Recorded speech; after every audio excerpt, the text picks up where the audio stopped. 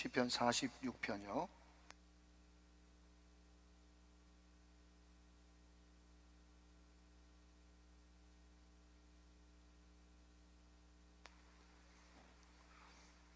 일 절부터 마지막 11절까지 이 계시의 말씀을 한 절씩 나눠서 교독하실 때 살아계신 하나님의 음성을 들을 수 있기를 원합니다. 제가 먼저 1절을 받들어 있죠. 하나님은 우리의 피난처시요 힘이시니 환난 중에 만날 큰 도움이시라. 그러므로 땅이 변하든지 산이 흔들려 바다 가운데에 빠지든지 바닷물이 솟아나고 뛰놀든지 그것이 넘침으로 산이 흔들릴지라도 우리는 두려워하지 아니하리로다. 한 시내가 있어 나뉘어 흘러 하나님의 성 곧 지존하신 이의 성소를 기쁘게 하도다. 하나님이 그 성중에 계시며 성이 흔들리지 아니할 것이라. 새벽에 하나님이 도우시리로다. 문 나라가 떠들며 왕국이 흔들렸더니 그가 소리를 내심에 땅이 녹았도다. 만군의 여호와께서 우리와 함께 하시니 야곱의 하나님은 우리의 피난처시로다. 와서 여호와의 행적을 볼지어다. 그가 땅을 황무지로 만드셨도다. 그가 땅끝까지 전쟁을 치게 하시며 활을 꺾고 창을 끊으며 수레를 불사르시는도다. 이르시기를 너희는 가만히 있어 내가 하나님 됨을 알지어다. 내가 문나라 중에서 높임을 받으리라. 내가 세계 중에서 높임을 받으리라 하시도다. 11절 다 같이요. 만군의 여호와께서 우리와 함께 계시니 야곱의 하나님은 우리의 피난처시로다. 아멘. 아멘. 자, 우리 옆에 분들과 한 번 더 인사하고 말씀을 받도록 하겠습니다. 가장 존귀한 분 옆에서 예배드리게 되니 영광입니다. 인사하십시오.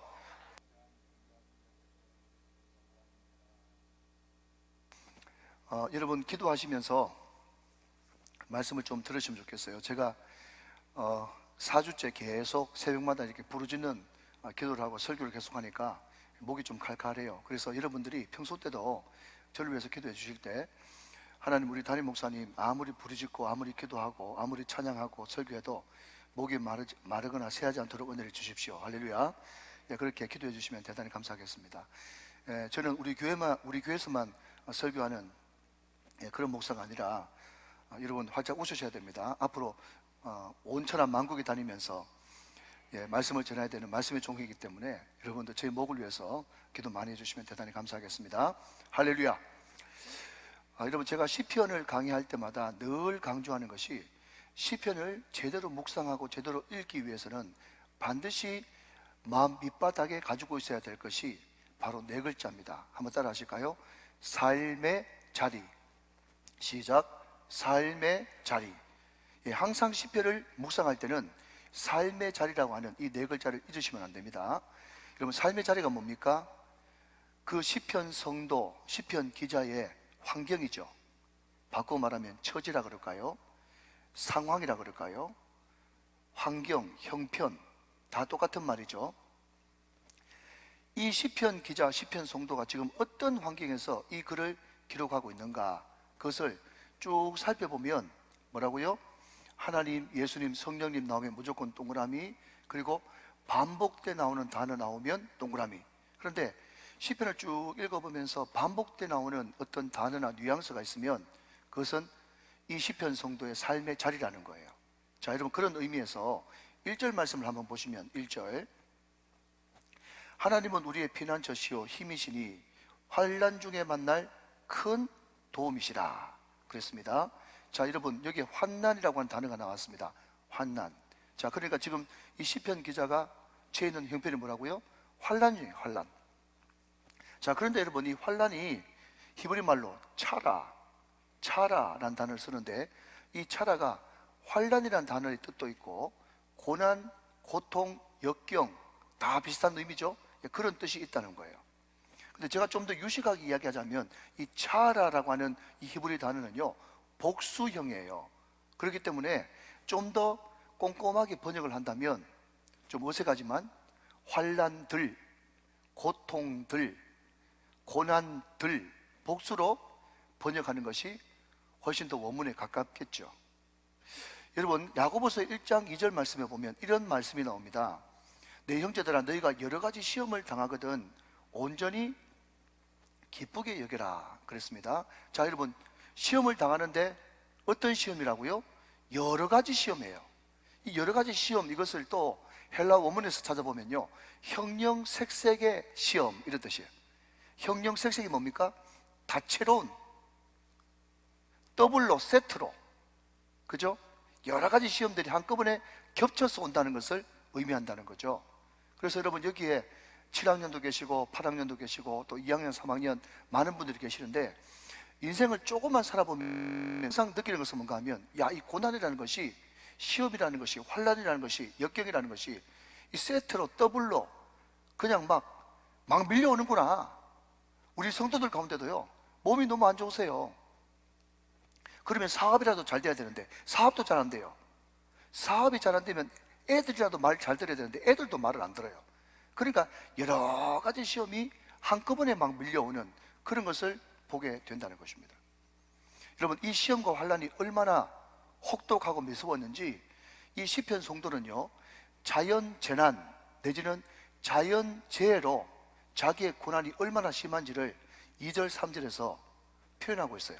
자, 이렇게 표현하고 있습니다. 2절 말씀 한번 보시면, 그러므로 땅이 변하든지 산이 흔들려 바다 가운데 빠지든지, 3절 말씀, 바닷물이 솟아나고 뛰놀든지 그것이 넘침으로 산이 흔들릴지라도 우리는 두려워하지 아니하리로다. 그래서요, 자, 여러분, 제가 공부를 좀 해보니까 오늘 우리가 읽고 있는 이 시편이요, 지금으로부터 한 3000년 전에 지어졌던 시편이에요. 그때는 여러분 동영상도 없습니다. 그때는 TV도 없어요. 사진도 없어요. SNS도 없어요. 한 번도 여러분 보질 못했습니다. 간접적으로는요. 그런데 산이 막 흔들려, 산이 막 바다로 빠져버려, 바닷물이 막 뛰놀아, 바닷물이 막 솟구쳐.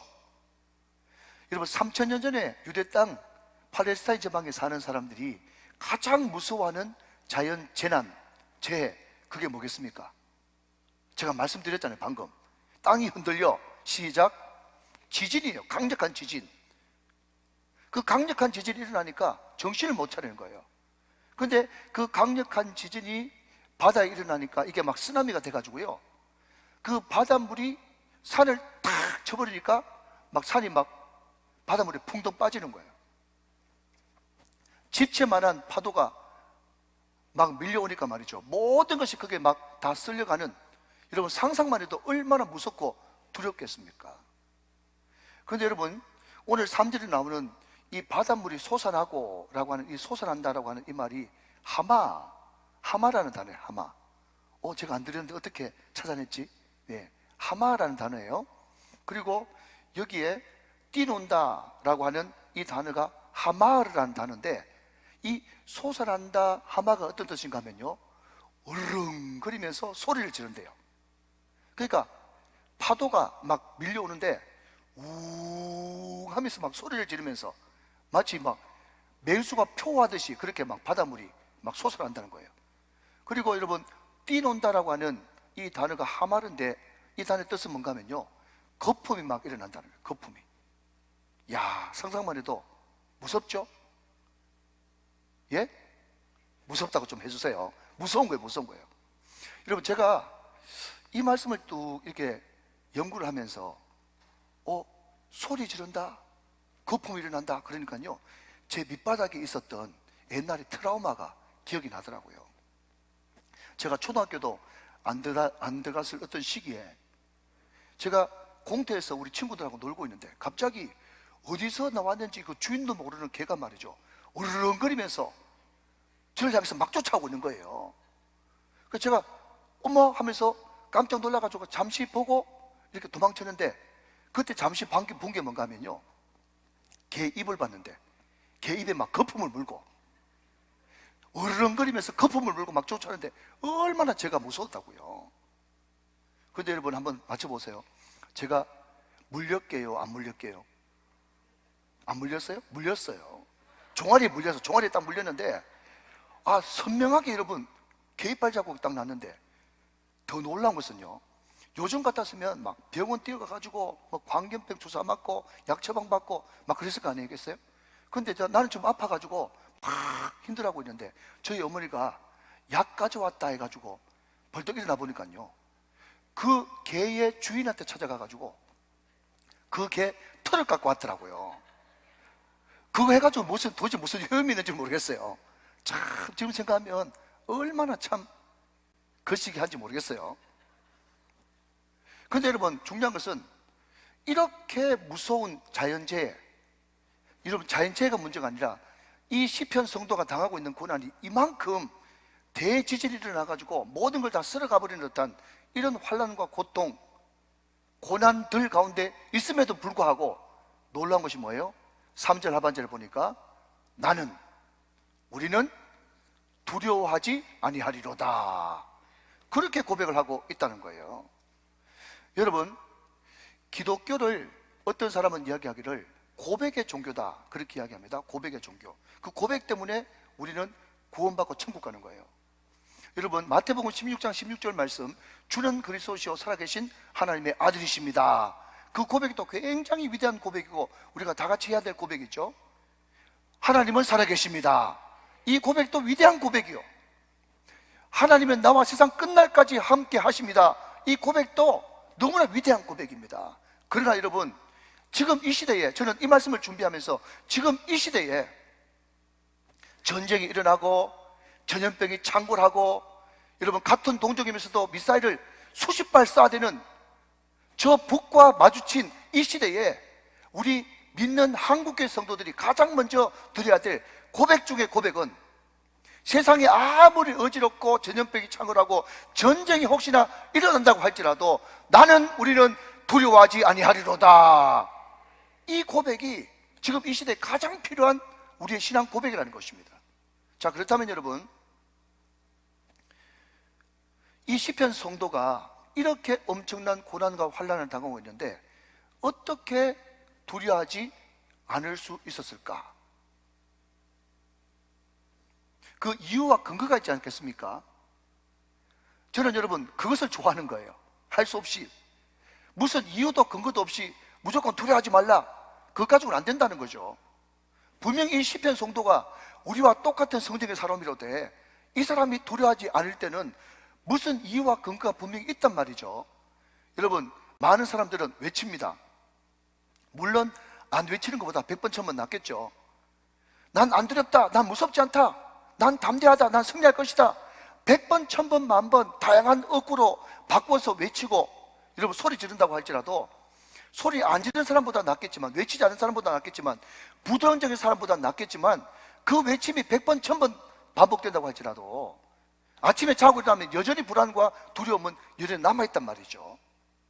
그런데 이 시편 성도는요, 진심으로 자기 고백을 담아서 나는 두렵지 않다고 지금 고백하고 있거든요. 그 원인이 뭘까? 그 근거가 뭘까? 하는 것입니다. 자, 여러분, 오늘 보면 1절 말씀 다시 한번 보실까요? 하나님은 우리의 피난처시요 힘이시니 환난 중에 만날 큰 도움이시라. 아멘. 그렇기 때문에 나는 어떤 상황에서도 두렵지 않습니다. 지금 그 이야기를 하고 있는 것이거든요. 여러분, 우리가 신앙의 연조가 쌓이고 또 신앙의 깊이가 깊어질수록 확실하게 믿을 수 있는 것은, 확실하게 고백할 수 있는 것은요, 평상시 때도 하나님께 함께 하셨지만 하나님의 도움이 절실한 때, 하나님이 정말 나와 함께 계시고 나를 도와주시는구나, 그것을 절실하게 느낄 때는 환난 때라는 것을 우리는 아는 것입니다. 이 환난 때에 정말 하나님을 제대로 만날 수 있는 때이구나, 이것을 고백할 수밖에 없다는 것이죠. 혹시 이 자리에도 환난과 고난 가운데 있다면 제 안에 있는 이 믿음이 어떤 믿음이라고요? 환난 때야말로 주님을 제대로 만날 수 있는 때다, 그때야말로 주님의 도움을 받을 수 있을 때다, 이 믿음이 우리 모든 성도들에게 아름답게 전가되어 주시기를 주 예수 그리스도의 이름으로 축원합니다. 축복합니다. 자, 오늘 시편 성도는 하나님을 누구라고 불렀는가 하면 피난처시다, 그렇게 불렀어요. 피난처. 이 피난처가 히브리 말로 마하세라는 단어를 쓰는데, 마하세. 근데 이 피난처는요, 말 그대로 안전한 곳이고 원수의 손이 닿지 않는 곳이고, 오늘 2절 3절에 그 엄청난 지진, 뭐죠? 산이 변하고 산이 흔들리고 바다가 솟구치는 그런 재난이 있다고 할지라도 절대로 흔들리지 않는 바위, 이런 뜻이 피난처라고 하는 단어입니다. 여러분, 우리는 러시아와 우크라이나 사태를 통해서, 전쟁을 통해서 이 공습이 시작되어지니까 많은 우크라이나 국민들이 지하 대피소로 내려가서 거기에 10,000명이 넘고 또 거기서 새로운 생명을 출산하는 그런 장면들을 동영상을 통해서 봤습니다. 우리나라도 전쟁을 겪은 나라이기 때문에 저는 피난처라고 하는 단어를 들을 때 제일 먼저 생각나는 게 민방위 훈련입니다. 사이렌이 울리고 차가 멈추고 다 사람들이 임시 대피소로 피하고 그런 것들을 소실적으로 우리가 훈련을 많이 했죠. 그런데 여러분, 저는 이 피난처라는 단어를 묵상하면서 어떤 생각이 드는가 하면요, 이런 생각이 드는 거예요. 여러분, 피난처가 있습니다. 방공호가 있습니다. 대피소가 있습니다. 군대 30개월 동안 계속 팠던 참호라는 것이 있습니다. 우리 자매님들은 잘 모르시지만 우리 형제님들은 많이 파봤기 때문에 이 전쟁이 났을 때 우리를 가려주는 참호, 웅덩이 같은 그런 것입니다. 그것을 30개월 내내 팠어요.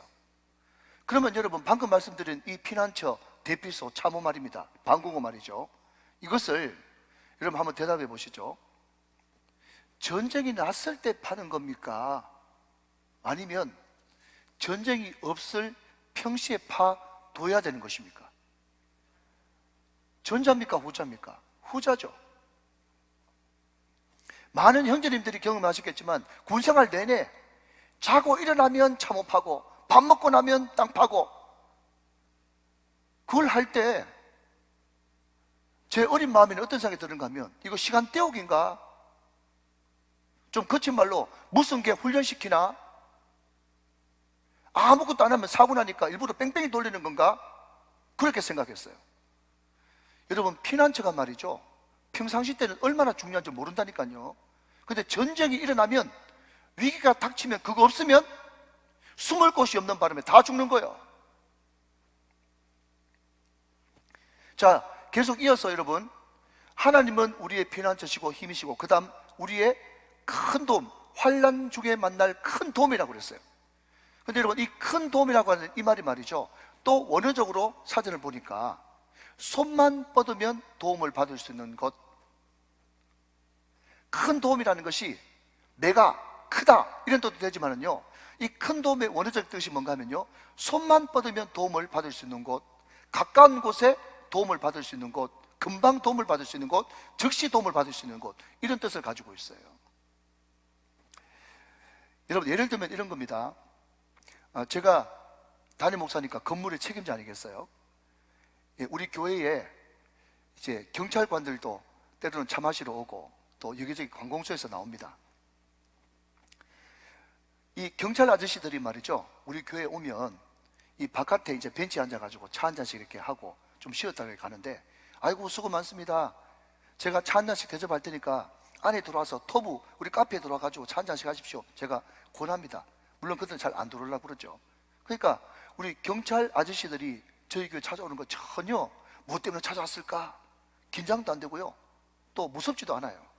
그런데 경찰보다 지금은 여러분 선진국으로 가면 갈수록 무서운 사람이 누군지 압니까? 소방관입니다.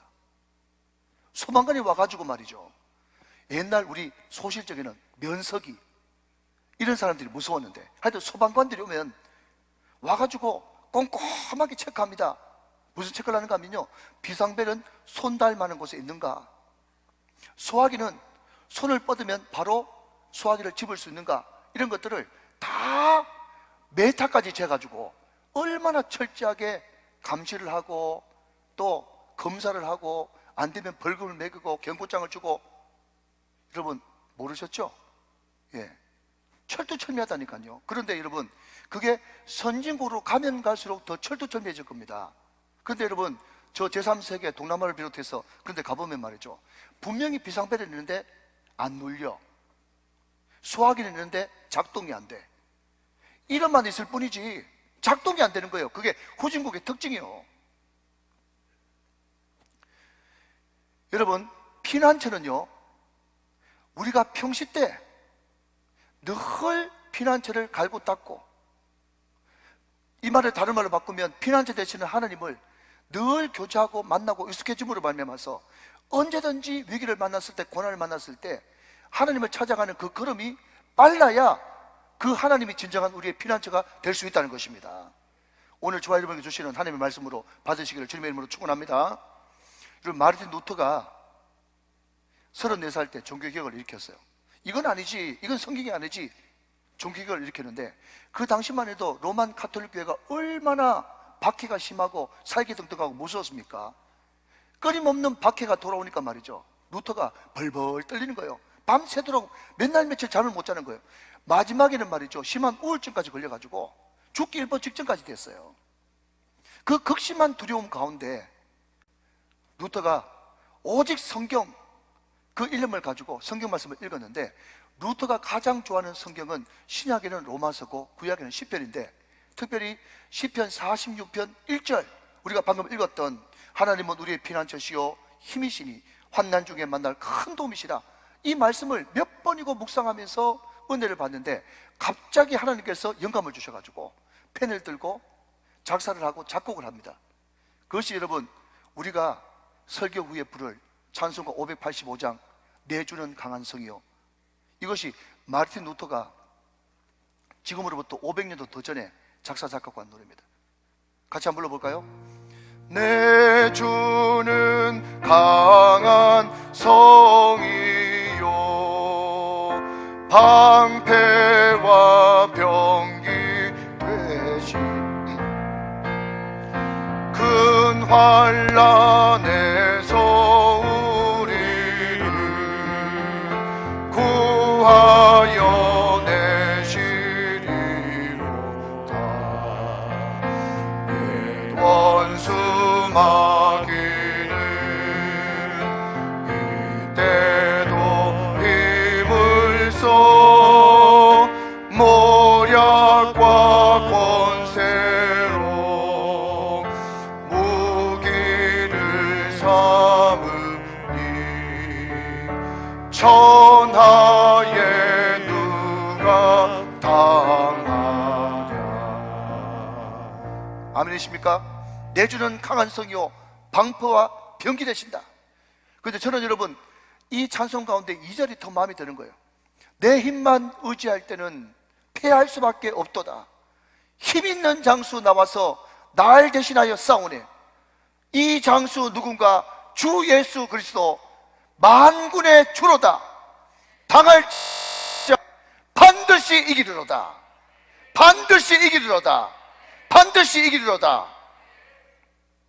여러분, 만약에 루터가 말이죠, 평상시 때 경건의 대피소를, 기도의 피난처를 늘 하나님과 깊이 교제하는 그 방공호를 만들어 놓지 않았다면 어떻게 그 개혁의 도상에서, 종교개혁의 도상에서 끝까지 이길 수가 있었겠습니까?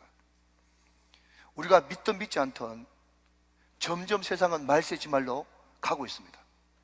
요한계시록에 기록되어 있는 수많은 전염병들과 지진과 재난들과 전쟁의 소식이 여러분 들리지 않습니까?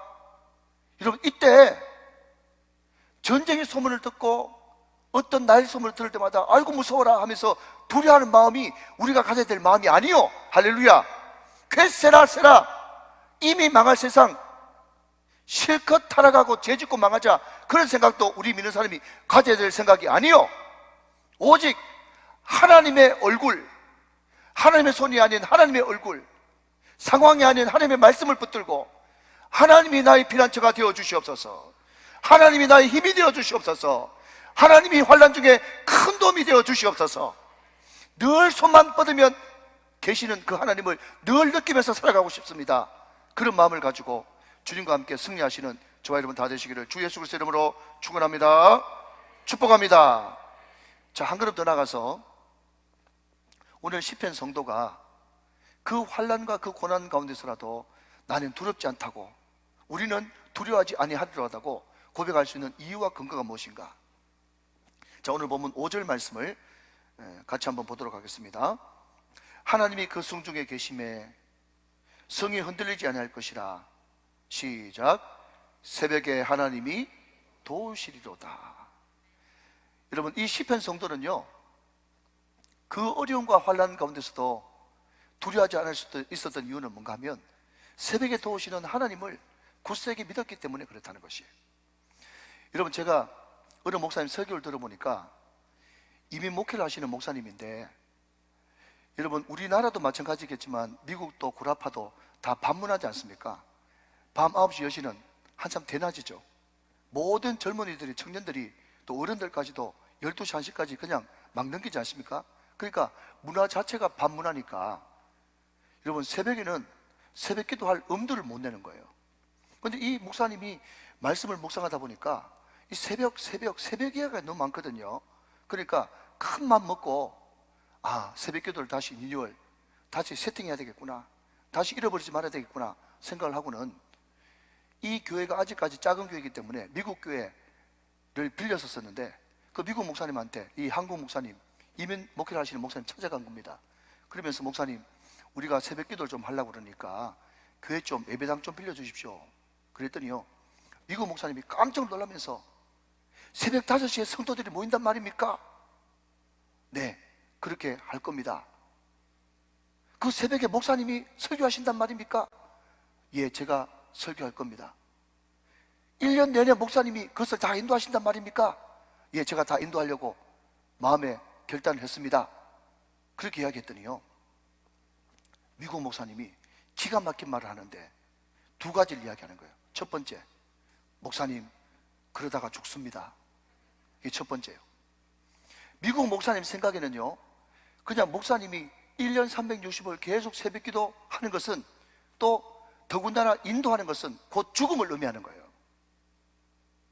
그 뒤에 말이 더 가관입니다. 들어보실래요? 그 시간에는 하나님도 주무십니다. 그 시간에는 하나님도 주무신대.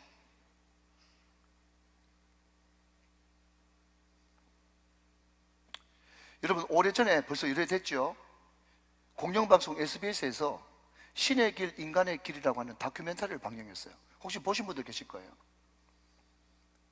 그 주제가 지금 무너져가고 있는 영국 교회에 대해서 취재를 하는데, 영국이 국교가 기독교 아닙니까? 성공이지만 수많은 교회들이 있는데 1000개 이상의 교회가 술집으로 팔렸다는 겁니다. 예수 십자가 상에 있는 거기에 흰곰, 술병을 들고 있는 흰곰이 그냥 붙어 있는 거예요. 나이트 클럽으로 바뀝니다, 여러분. 한 이쁘장한 청년하고 인터뷰했는데, 나도 기독교인입니다. 근데 여기는 교회 아니잖아요, 나이트 클럽이잖아요 하면서 기독교인인데 술이 흥건하게 채가지고 괜찮다는 거예요. 수많은 여러분 예배당이 모슬렘으로 바뀌었습니다. 할머니들, 흰머리 소녀들이 참 귀하지만, 여러분 그 큰 예배당에 할머니 몇 분 앉아가지고 지팡이 들고 지팡이 배 꽂아놓고 예배 드리는 장면이 남았어요. 목사님도 연세가 연만하셔요. 기자가 물었습니다. 목사님, 왜 영국교회가 이렇게 됐다고 생각하십니까? 라고 물어봤더니요, 뻔히 알면서도 끝까지 모르쇠로 일관하는 거예요. 모르겠습니다. 저도 그 이유를 모르겠습니다. 여러분 진짜 모를까요? 진짜 모르면 더 큰일이죠. 많은 사람들이 생각하기를 그 순수했던 복음, 그 사람들이 어떤 사람인지 아십니까? 여러분, 영국이 수많은 아프리카 대륙 가가지고 노예를 잡아왔는데, 그 노예들이 토속 종교를 믿고 예수를 받아들이지 않으니까 여러분 감옥에 가둬 놓고 고문까지 하면서 예수 믿으라고 개종시킨 사람들입니다. 그 사람들이 그만큼 철두철미했던 사람이라고요. 그런데 그 사람들이 여러분 다 종교가, 신앙이 흐트러져 버렸어요. 순수한 복음에 합리주의가 들어온 거예요. 이성주의가 들어온 거예요. 편리주의가 들어온 거예요. 배금주의가 들어온 거예요. 세속주의가 들어온 거예요.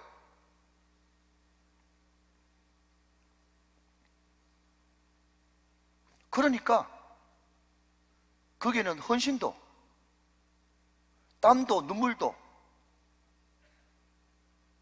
낙타무릎도 없어요. 목사님 새벽기도 하다 죽습니다. 여러분 그럴 것 같으면 한국교회 모든 목사님들 다 죽어야 되네요. 분명히 성경에는 새벽에 하나님이 도우신다고 이야기했고, 하나님은 졸지도 않고 주무시지도 않고 우리를 살피고 보여주신다고 이야기했는데, 하나님은 그 시간에 하나님도 주무신대.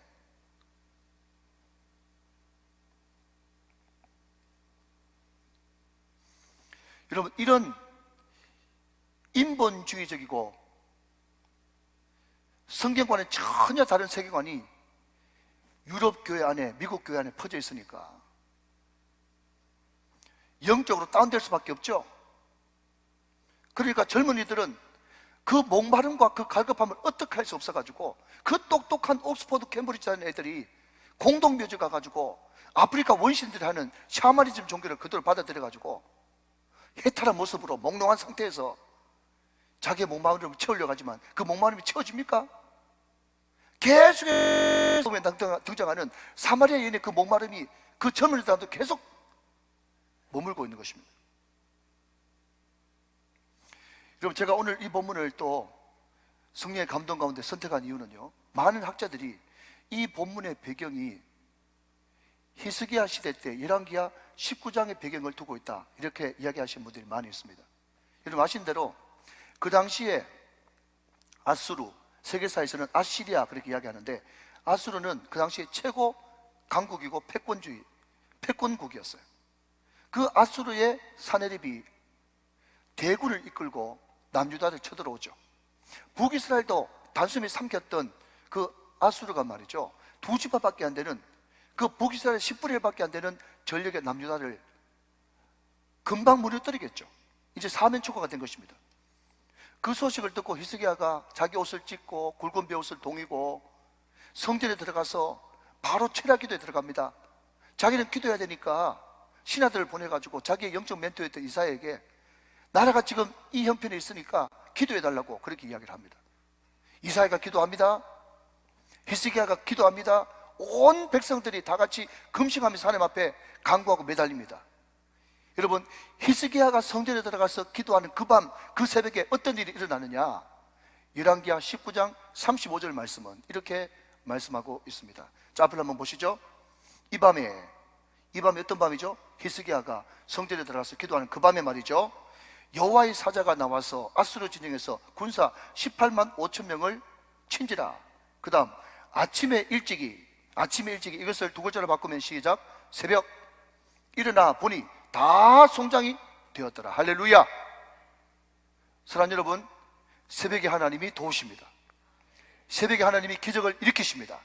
이 새벽의 기적이에요. 여러분, 원고에 없는 말인데, 여러분, 감리교가 굉장히 좀 자유롭지 않습니까? 그러니까 그 사람들은 굉장히 문화에 민감한 사람들이에요.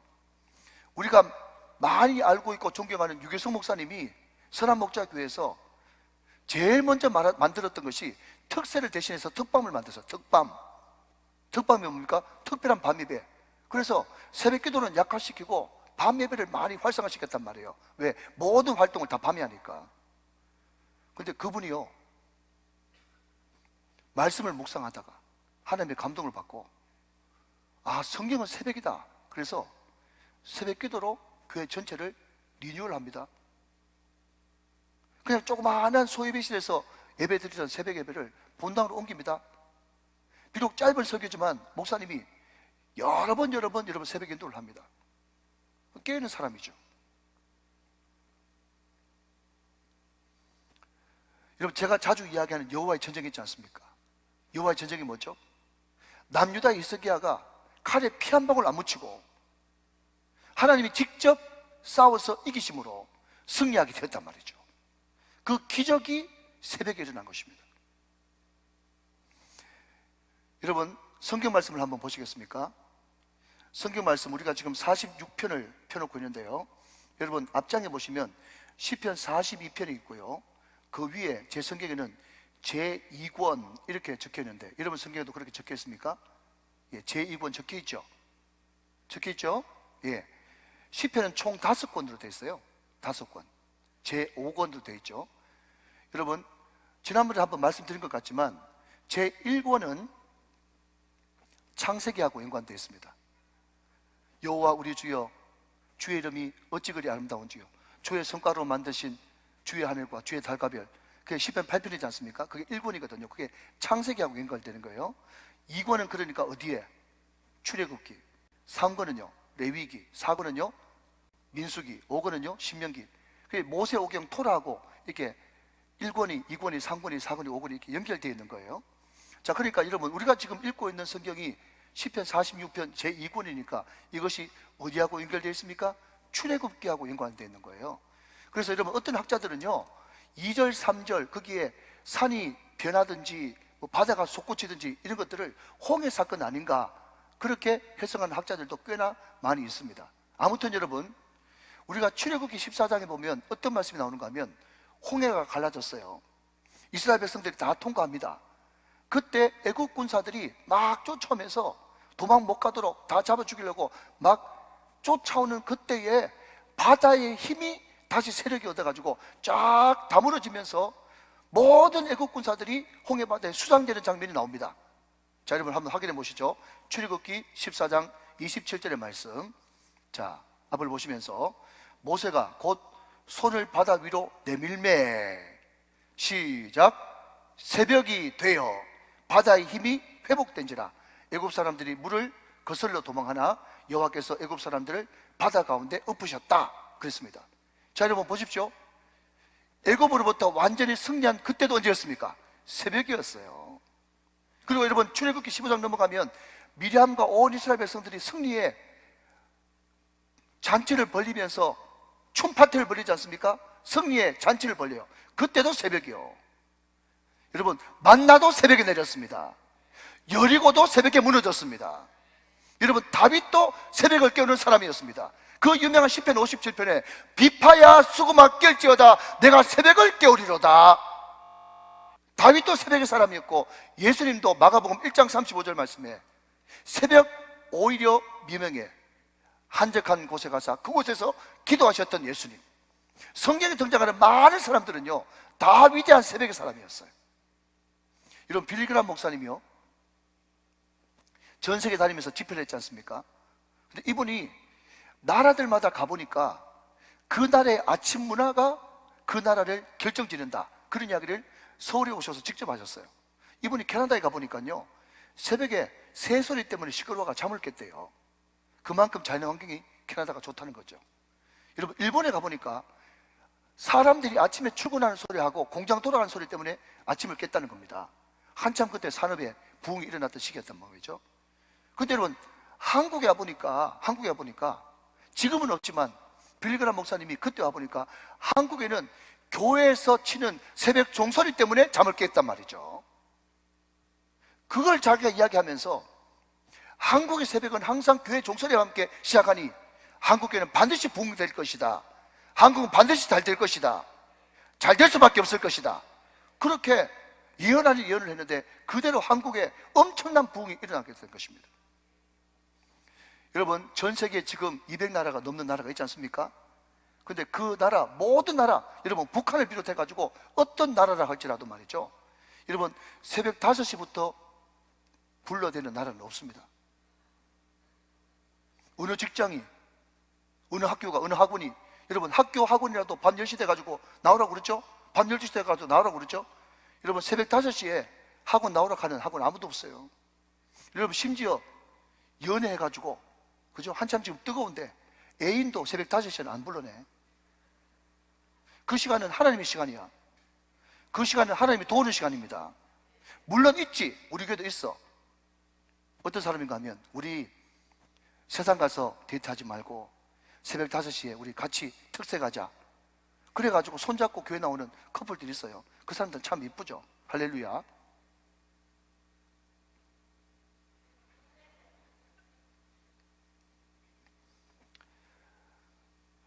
여러분, 이 새벽이 있는 한 우리는 어떤 환경에서도 두려워하지 않을 수 있단 말이에요. 여러분, 이제 말씀을 맺으려고 합니다. 오늘 본문 1절부터 11절까지 쭉 한번 읽어보니까 거기에 셀라라고 하는 단어가 3번 등장합니다. 그러니까 오늘 본문을 셀라를 중심으로 해가지고 3단락으로 이렇게 나눌 수가 있다는 거죠. 자, 여러분 3절 말씀 보니까 하반절에 우리는 두려워하지 아니하리로다, 셀라. 7절 말씀 보니까 야곱의 하나님은 우리의 피난처시로다, 셀라. 11절 말씀 보니까 똑같이 야곱의 하나님은 우리의 피난처시로다, 셀라. 셀라로 3등분 되어 있어요. 근데 여러분, 이 셀라가 말이죠, 원어 사전에 찾아보면 살랄이라고 하는 단어에서 셀라가 나왔다고 그래요. 근데 이 살랄이 어떤 단어의 뜻을 가지고 있는가 하면요, 찬양하다, 영광 돌리다, 드높이다, 이런 뜻을 가지고 있어요. 그러면 어떤 사람이 과연 하나님께 영광 돌리고 드높이고 삶을 살 수 있는가 하면요, 두려워하지 않는 사람이요. 두려워하지 않는 사람이 어떤 사람인데요? 하나님을 피난처로 삼는 사람 말이죠. 여러분 7절 말씀에도 야곱의 하나님은 우리의 피난처시로다. 11절 말씀도 야곱의 하나님은 우리의 피난처시로다. 계속해서 반복하고 있는 거예요. 여러분, 하나님의 영광을 드높이고 강기축의 주인공으로 사는 모든 사람들은 세상 사람이 아니라, 어떤 권력자가 아니라 하나님의 얼굴을 구하면서 하나님을 피난처로 삼는 사람만이 하나님의 영광을 높일 수 있는 사람이라는 것이에요. 여러분, 마지막으로 시편 146편 3절 이하에 보니까 이런 말씀이 나옵니다. 잘 아시는 말씀이죠. 들어보시죠. 귀인들을 의지하지 말며 도울 힘이 없는 인생도 의지하지 말지니 그의 호흡이 끊어지면 흙으로 돌아가서 그날에 그의 생각이 소멸하리로다. 야곱의 하나님을 자기의 도움으로 삼으며 여호와 자기 하나님에게 자기의 소망을 두는 자는 복이 있도다. 아멘. 사랑하는 여러분, 아무리 어렵고 힘든다고 할지라도 사람 찾아가지 마십시오. 결과가 너무 안 좋습니다. 있는 채 하도 도와줄 수 있는 힘이 없는 인생을 의지하지 마십시오. 실패의 길입니다. 그러나 야곱의 하나님을 나의 도움으로 삼고 여호와 하나님을 소망하는, 하나님께만 소망을 두는 그 사람은 반드시 복되고 잘되는 역사가 일어날 줄로 믿습니다. 오늘 저와 여러분들이 이 말씀을 깊이 묵상하면서 하나님은 나의 피난처십니다. 하나님은 나의 힘이십니다. 하나님은 언제든지 찾아가도 만날 수 있는 나의 큰 도움이십니다. 하나님, 내가 새벽을 깨울 수 있기를 원합니다. 새벽에 도우시는 하나님을 만날 수 있기를 원합니다. 우리가 이 기도 제목을 가지고 나갈 때 하나님께서 여러분들을 어떤 상황에도 두려워하지 않을 수 있도록 은혜를 베풀어 주시고 가장 선하고 아름다운 길로 인도하시는 강격주의 주인공으로 만들어 주실 줄로 믿습니다. 이 은혜가 저와 여러분에게 충만하시기를 주 예수 그리스도의 이름으로 축원합니다. 축복합니다.